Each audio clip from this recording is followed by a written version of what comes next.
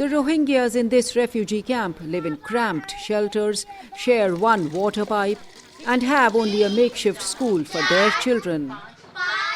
But they are willing to cope with the squalor. This camp in Haryana's Mewat district has been a safe shelter after the constant fear they faced in their homeland.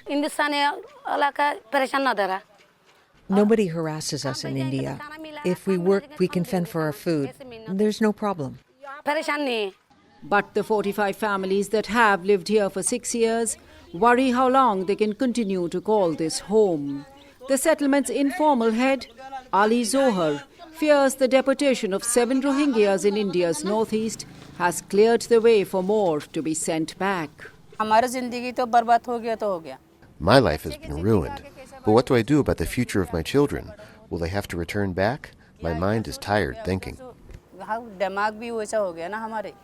Residents in these camps hope that the cards given out by the UN High Commissioner for Refugees will protect them from a second displacement.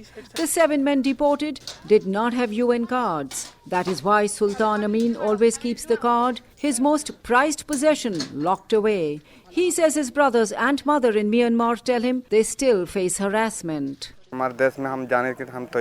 I am prepared to return to my country, but it is very difficult to save your life. I escaped here to save myself. How can I go back to be killed? India, however, says it does not recognize the UN cards and calls all Rohingyas illegal immigrants who will be sent back. The government has called them a security threat. Observers link the tougher stand on the Muslim Rohingyas by Prime Minister Narendra Modi's Hindu nationalist BJP government to general elections scheduled in 2019. I have a sense that the Rohingya issue has again come up tops because elections are around the corner. Certainly, if the discourse can be polarized on Hindu-Muslim lines, it's advantage BJP. The refugees, many of who came to India from Bangladesh, say all they want is a patch of land where they can be safe and eke out a living. All my relatives, family there have been killed.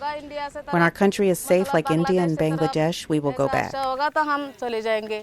Such voices are supported by the United Nations Refugee Agency, which has criticized the deportation of the 7 Rohingyas and says refugees should not be sent back to countries where they fear persecution. Anjana Pasricha for VOA News, Haryana, India.